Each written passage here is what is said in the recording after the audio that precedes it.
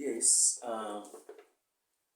we are back to continue with the price theory, and by the time we finished the other lesson, we had looked at the causes of the increase and decrease in demand.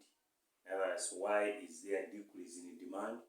Why is there an increase in demand when the price has not changed? And we said those other factors apart from price are the ones that lead or which cause the decrease or an increase in demand. Our next consideration was to look at change in quantity demanded.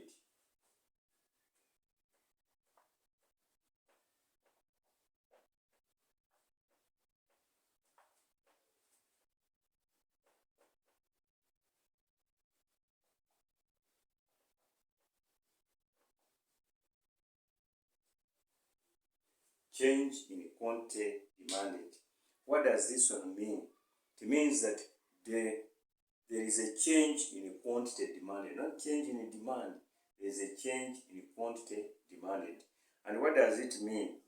This one means that there is a change in quantity demanded when there is a change in price. Actually, this one almost follows the demand law. That change in quantity demanded refers to a situation where there is an increase or a decrease in quantity demanded of a commodity as a result of a change in the price level of a commodity. So, this one, the issue cause is only price, other factors not considered. So, change in quantity demanded means that there is an increase or a decrease in quantity demanded. And here we have to draw a diagram to illustrate this. We are going to draw two diagrams like we did with the change in demand. We're going to draw two diagrams. One is showing the change in quantity demand, showing an increase in quantity demanded, and another is showing a decrease in quantity demanded. Whereas we can draw one diagram, to represent the two situations, and we are going to see both cases with two diagrams and with one diagram.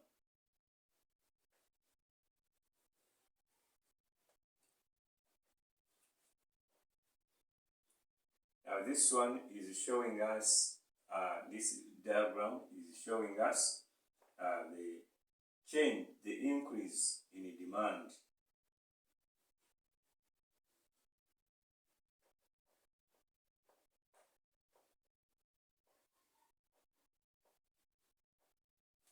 This one is showing the increase in demand. That when the price went down from P1 to P2, quantity demanded increased from Q1 to Q2. So there is an increase in quantity demanded. That's how we draw that diagram. This is a demand curve, and this axis is showing us price, while this one is showing us the quantity of commodities that are bought. Then, at the same time, we can have another one which shows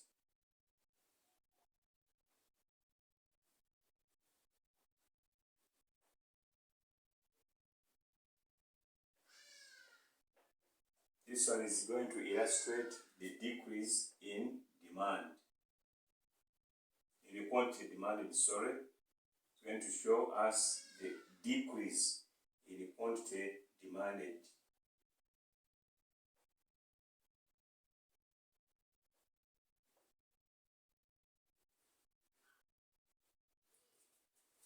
So we can see that in this one, there is an increase in quantity demanded as a result of a reduction in price. When price went down, the quantity demanded increased.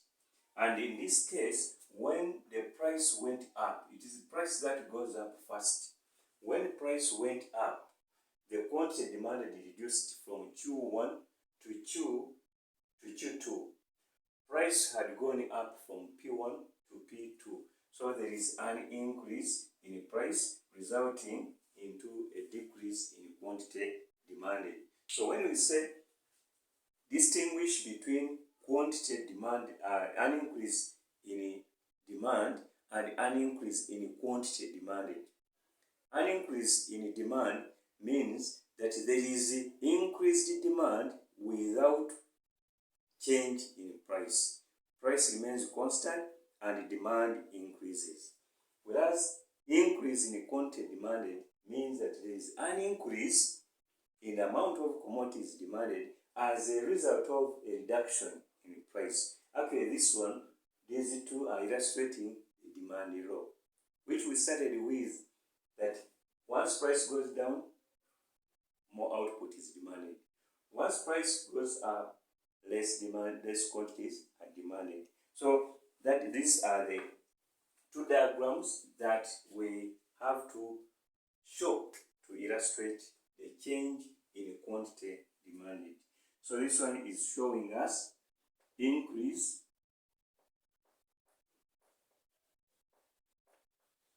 in quantity demanded, while this one is showing us the decrease in quantity demanded.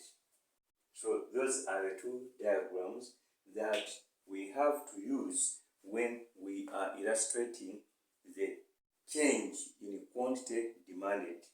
Students must be very careful about these two terminologies: change in demand and change in quantity demanded, or decrease in demand and decrease in quantity demanded.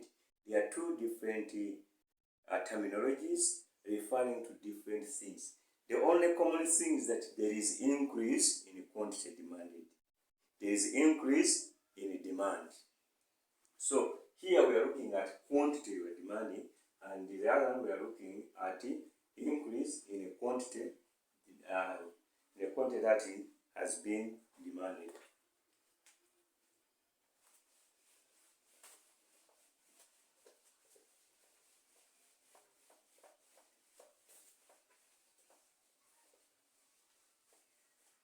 As I said, we have another situation where we can illustrate both situations on one diagram, and this can be illustrated as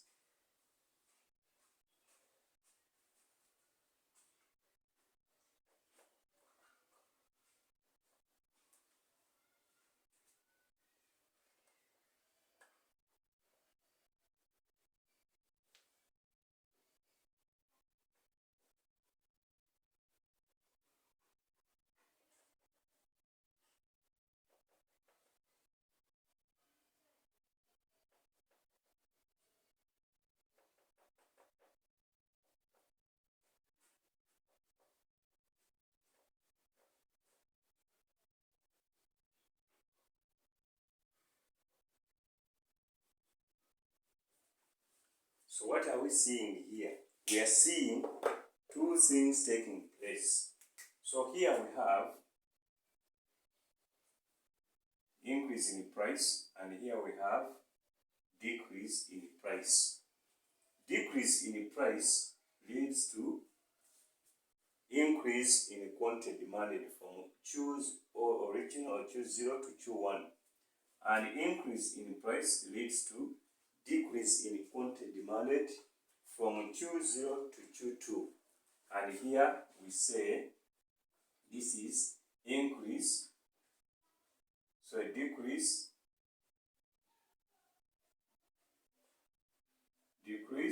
in quantity demanded, while this one is showing us increase in quantity demanded. So these are the two situations which we can illustrate using one diagram. As long as it is well labeled, this is Q0 to Q2, Q0 to P0 to P2, P0 to P1, Q0 to Q2, Q0 to Q1, and you indicate it like this. Here, this one is illustrating change in quantity demanded. We are using one diagram. Even in the other consideration, when we are looking at the change in demand, we could use one diagram as you saw, but was having three demand curves. One is showing a decrease, another is showing an increase. So these are the situations that we have. We have now looked at the two situations, and the student must be very careful not to confuse the two. And the examiners, that is UNEM, is good at asking those tricky situations where you read and say, but this question has a problem. They are saying distinguish between change in demand, increase in demand and increase in quantity demanded. What does it mean? Or illustrate a situation where there is, or using you can say using diagrams, illustrate a situation or distinguish between increase in demand and increase in quantity demanded. So it is now well covered. And so when you are faced with such questions, you have to be very careful not to mix up the things. If you mix them up, then you are going to have problems because you are not going to pass the exam. In economics, we normally say when they are asking the two papers we have, both have instructions that say answers must be concise and precise. In economics, we only answer what we are asked. We don't meander. We don't beat around the bush. You answer only what you are asked. If they say distinguish between this and this, use the two definitions and distinguish. Don't answer what you think the examiner wants to be answered. Answer only what you see on the paper. If it is not asked, don't answer it. Don't show the examiner that you are well informed, that you are well learned, you have read a lot. No, answer what is asked. Our next consideration is going to be exceptional demand curve. Exceptional demand curve. Exceptional demand curve. Sometimes it is also called abnormal demand curve. Why are we calling it abnormal and why are we calling it exception?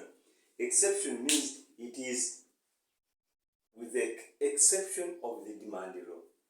In other words, it does not follow the demand law. We call it abnormal because the normal demand curve is downward sloping from left to right. As we have seen, it starts from left to right going downwards. Now, any demand curve that does not obey that demand law becomes exception, or it becomes abnormal. That's what we take it to be. It's an abnormal demand curve. The normal one is known that it slopes downwards from left to right. So we say an exceptional demand curve is a curve which does not obey the demand law, which does not follow the demand law, which does not conform to the demand law. That is an exceptional demand curve. The demand law states that the higher the price, the lower the demand. The lower the price, the higher the demand. Meaning that that curve is negatively sloping. It slopes from left left to right, downwards from left to right. That is, in mathematics, we say it is a negative sloping curve. Now, the exceptional one is one which will not conform to that, the one which will not follow that law. We take it to be an exceptional demand curve, or we take it to be an abnormal. It is not normal, because the normal one is the one which follows the demand law. Now this one does not follow the demand law. There are two diagrams that we are going to look at in this case. We are going to look at one where it is straight. It is vertical demand curve. What does it mean?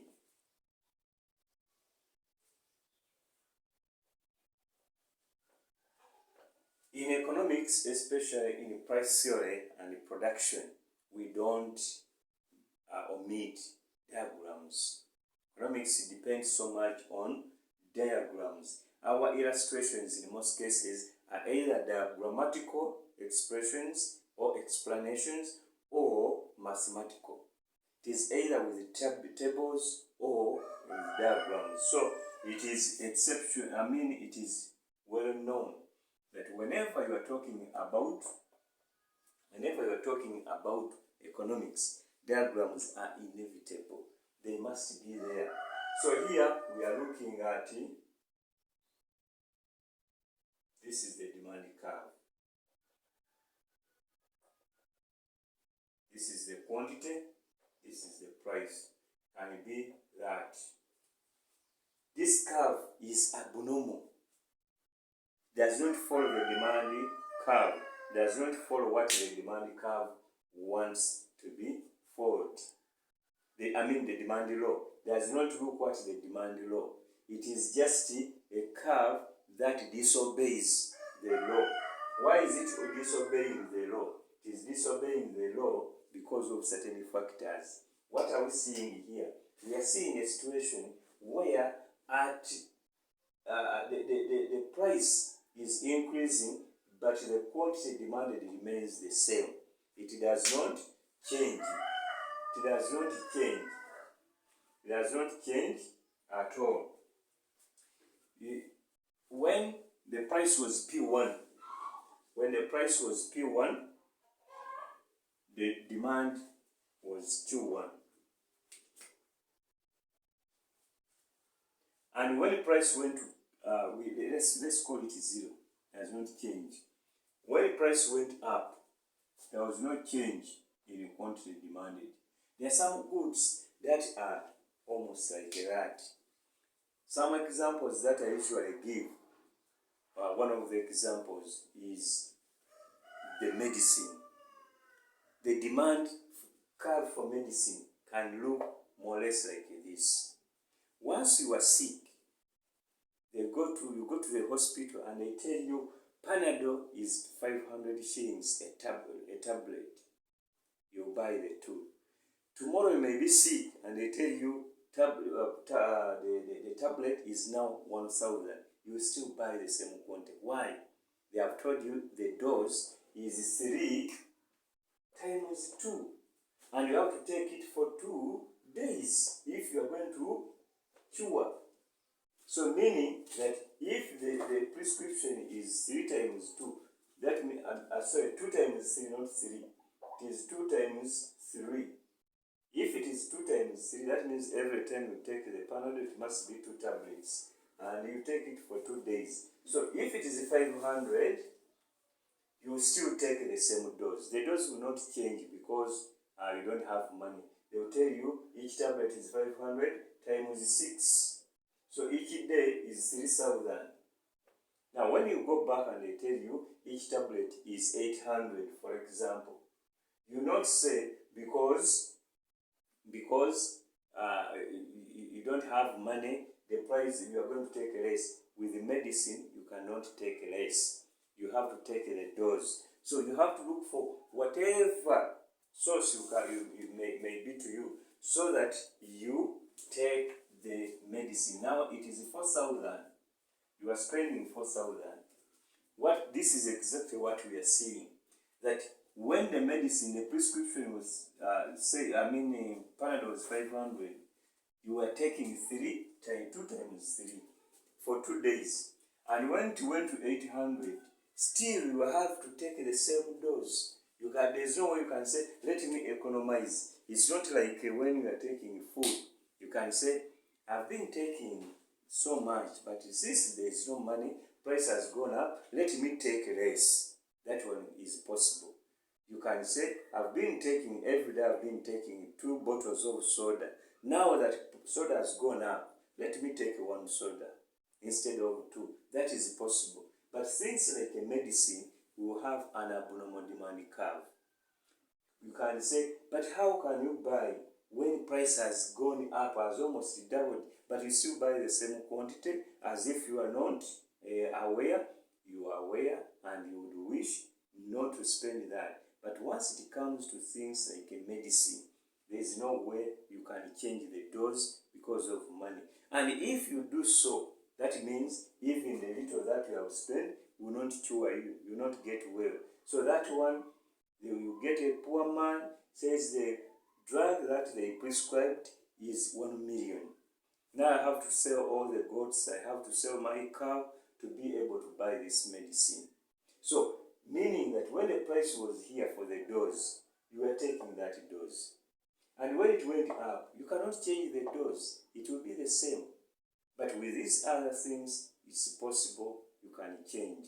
You can say, let me reduce. At home we have been taking 1 kilo of rice. Now that price for rice has gone up, I'm going to tell my people to take less. It is possible. Let us have less rice and have more water. We take more water and save the money. Not even saving, and be able to move within the budget. That one is possible, and this is the explanation. There are things that are naturally compulsory. There is no way you will say, let me take less. The demand will remain the same. You are going to take the same quantity. You are not going to change the quantity because of the change in price. That's what we call abnormal. That's what we call abnormal demand. That's what we call abnormal demand or exceptional demand curve. There is also another way of illustrating an abnormal demand curve. That is where you are going to see commodities. That's where you're going to see commodities being demanded as price increases. More output, more quantity is demanded as price increases.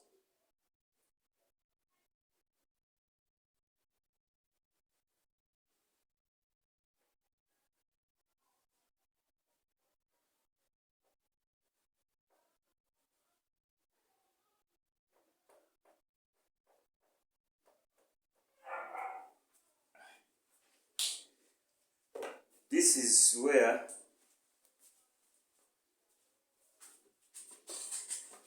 is where you are going to see demand increasing as price increases, demand is also increasing. That's what you are likely to find. Price is increasing, but demand is increasing. This is an abnormal demand curve. This is exceptional. Like we said, this is exceptional or abnormal demand curve. It is exceptional, abnormal demand curve. It is not normal, and it is a demand that you will not be able to understand. Why? Because it does not follow the demand law. This is another demand curve which we call abnormal, which we call exceptional demand curve. And I've repeatedly told you that it is abnormal. What makes it abnormal? Because it does not follow the demand law. It's supposed to follow the demand law. Now that it does not follow the demand law, it becomes exceptional. It's like when you say all vehicles must keep one way. Then you see another vehicle coming from the opposite side when it is one way. When you check the vehicle, you realize that it's a vehicle for police. So it's a vehicle for president. Now that means those ones, there is a law.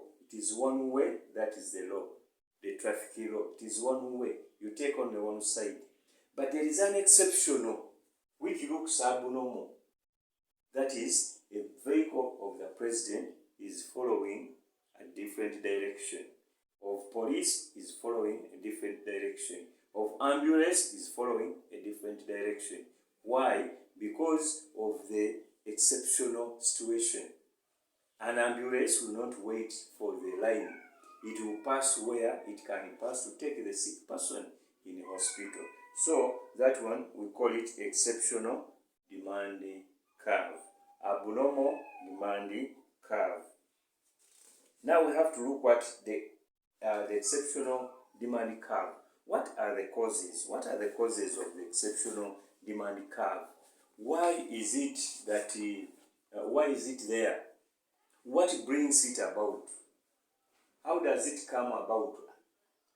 How does it come about? How does that exceptional demand curve come about? That's what we have to look at. That is what we have to look at.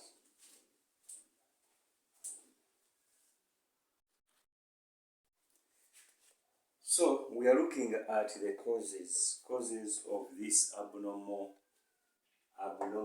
exceptional curve. What are the causes? Why do we have such an abnormal demand curve? What causes it? So we are looking at the exceptional demand curve, and we are looking at the causes. What causes the abnormal demand curve? What causes are the causes of exceptional demand curve? There are some causes that will lead to this exception, that will disobey the law of demand, whereby you have been, you are supposed to buy when the price is low, but you are buying when prices are going up. So one of the causes is uncertainty. Uncertainty of the future prices. You are not certain whether the price will be where it is now. Sometimes we say when there is inflation spiral, if prices are continuing to go up, every time they go up, you get another fear. So this fear makes you to buy more now, fearing that tomorrow the price may be high. When there is inflation, that's why we call inflationary, we call it in economics, inflationary spiral. Inflationary spiral. That is when there are continuous increase, persistent continuous increase in price levels. So when you have this situation, this is what you're likely to have, abnormal demand curve. People are not certain whether today the kilo of sugar has been 5,000, but yesterday it was 4. Just within one day, it has increased by 5,000. Then tomorrow, they tell you that it is 7,000 shillings. So when it was 4, you didn't expect it to increase. When you go the following day and you find it at 5, you say, you never know, tomorrow it may be higher. You buy 2 kilograms. Now, when you go the following day and they tell you now, sugar, didn't you buy it yesterday at 5,000? It is now 7,000. Say what? That means tomorrow it's going to be 10,000. Give me 5 kilograms. You are trying to secure, to have what we call financial security, so that you don't go into a bigger expenditure. So whenever you go and find that prices are going up, you also tend to buy more to avoid the higher price of tomorrow and the other day. This inflationary spiral, which creates uncertainty, is one which causes exceptional or abnormal demand curve. When consumers are not certain as to whether the price will remain the same, is the price going to remain at this? So there's that fear. There's an economic fear, but that one is very common when there are uncertainties. Sometimes when you even don't know what might have been the cause.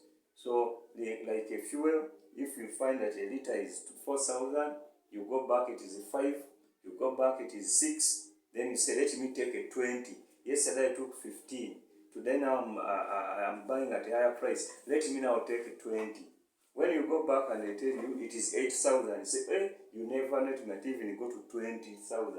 So you take 30 liters. So you buy more as the price increases. That is an abnormal situation. Then we have another cause, articles. We call them articles of ostentation.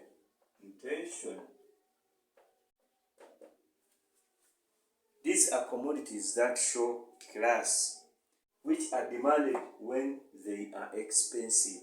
There are certain commodities, when they are expensive, that's when they are demanded more, which are considered to be luxurious, and the people who consume such commodities are people, well-to-do people. So whenever they find something expensive, that's what we talked about yesterday, something that is expensive, they feel they should buy those commodities, because we call them goods or articles of ostentation. These are goods which are consumed whenever their prices go up.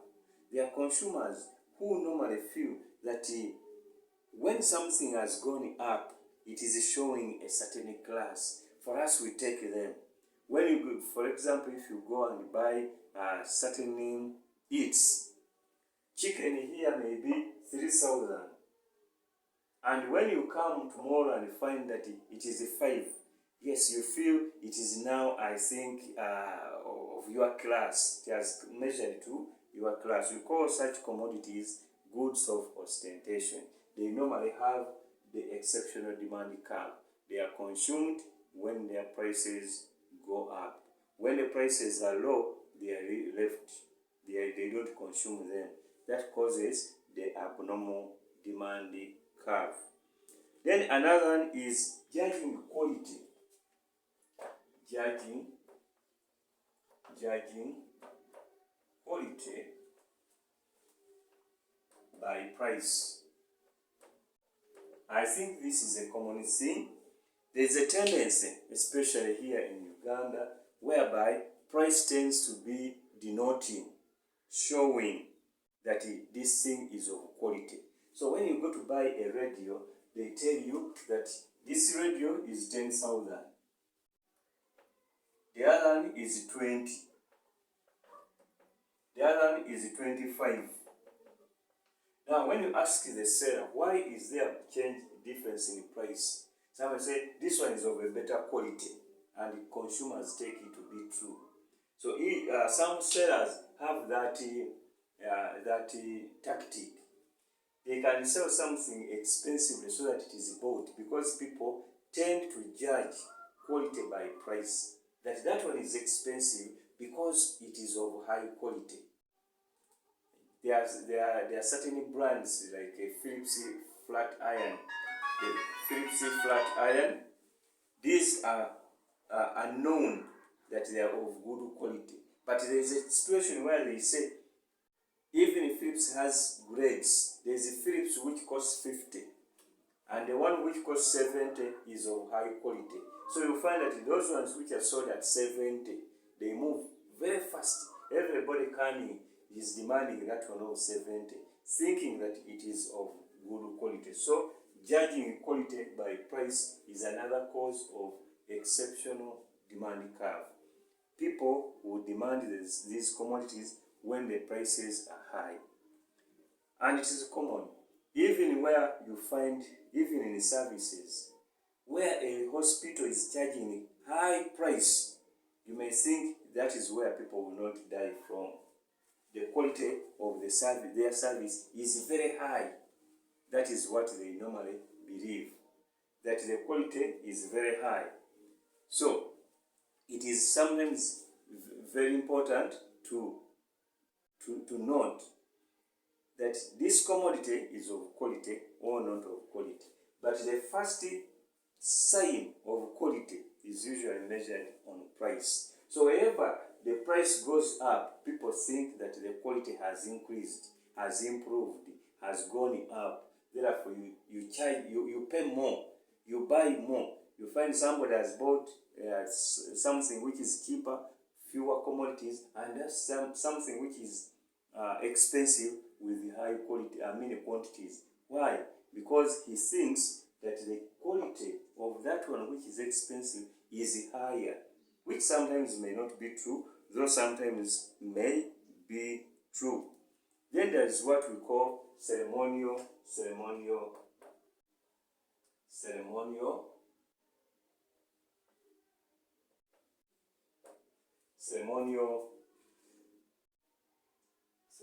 goods. These ones we talked about them when you are looking at the demand, changes in demand. So this is supposed to be ceremonial goods. The ceremonial goods, Christmas, wedding, graduation, these political ceremonies. There is a tendency that people buy more of these ceremonial goods when their prices go up. You go for a dressing, a wedding dress. You pay high price. Why? It is the ceremony. There is even a feeling that these ceremonies are done once. They are done once. It is the wedding will not be repeated. So you tend to buy more and more as the prices go up.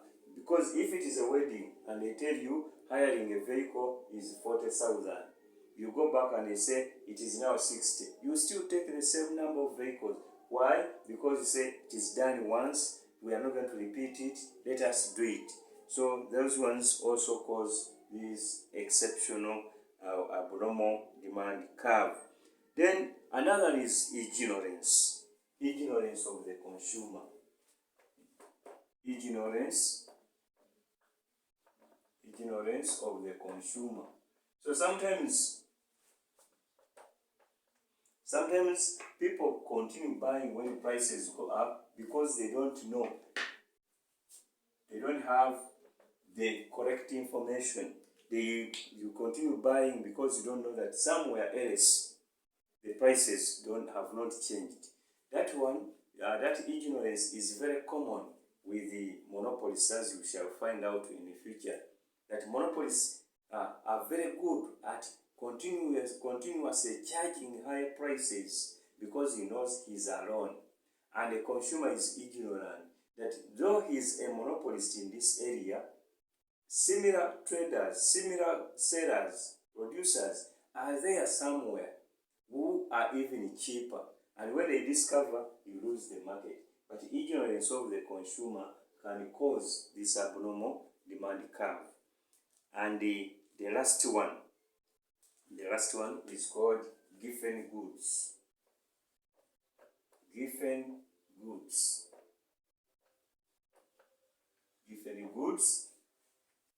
These are goods we take to be staple foodstuffs. Staple foodstuffs, foods which you cannot do without. They take the biggest share of a consumer's budget. In all our traditions, in all our homes, we have foodstuffs. We have items that we begin with. If it is a food, there is a certain type of food which you begin with. If you are a person from Buganda, you begin with matoke. You are going to begin with matoke. Now, when the price of matoke, before the price goes up, you take matoke, rice, and some posho. But when the price of matoke goes up, you reduce on the quantity of posho and rice and maintain the quantity or even you buy more of the matoke. So the price is going up, but people are still buying more and more. Why? Because it is a staple food. It's a staple food which cannot be done away with. It is the beginning item on the consumer's budget. We said different goods are goods which take the biggest share of a consumer's budget.